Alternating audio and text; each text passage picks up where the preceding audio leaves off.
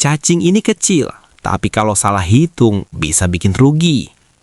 Semua orang bilang budidaya cacing itu murah, gampang, dan cepat balik modal.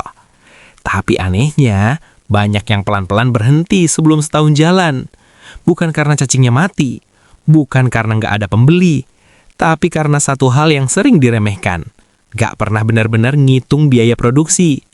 Padahal di balik setumpukan sampah organik dan box plastik itu, sebenarnya ada mesin uang kecil yang kerjanya 24 jam. Tapi, seperti mesin apapun, kalau kita nggak tahu berapa biaya hidupnya, kita cuma nebak-nebak untung. Modal kecil itu bukan berarti tanpa biaya. Di awal, semua terlihat sederhana. Beli box, masukin media, tebar bibit, kasih pakan. Masalahnya, banyak peternak cacing hanya ingat satu angka, harga jual per kilo. Padahal, bisnis gak hidup dari harga jual. Bisnis hidup dari selisih antara pendapatan dan biaya produksi. Biaya itu gak cuma pakan. Ada box yang aus, rak yang lapuk, air yang terus dipakai, tenaga yang tiap hari nyiram dan ngaduk media. Kalau semua itu gak dihitung, hasilnya cuma satu. Kelihatan rame, tapi dompet sepi. Di sini, cacing mulai bicara soal angka.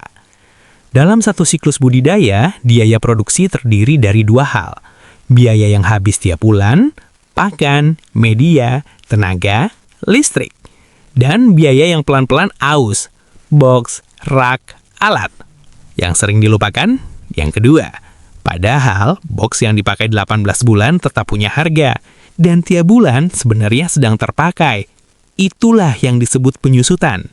Biaya diam-diam yang kalau diabaikan bikin usaha terlihat untung padahal sebenarnya bocor. Momen penentu saat biaya dibagi ke hasil panen. Ketika semua biaya sudah dikumpulkan, barulah muncul angka paling jujur dalam usaha cacing, biaya produksi per kilogram. Di titik ini, kamu akhirnya tahu, apakah harga jualmu sudah aman, apakah margin masih sehat, dan apakah usahamu benar-benar tumbuh atau cuma jalan di tempat? Karena cacing boleh berkembang biak, tapi keuntungan hanya lahir dari perhitungan.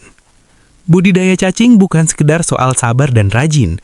Ini soal mengubah limbah jadi nilai dan mengubah kerja sunyi di bawah tanah menjadi keputusan bisnis yang sadar angka.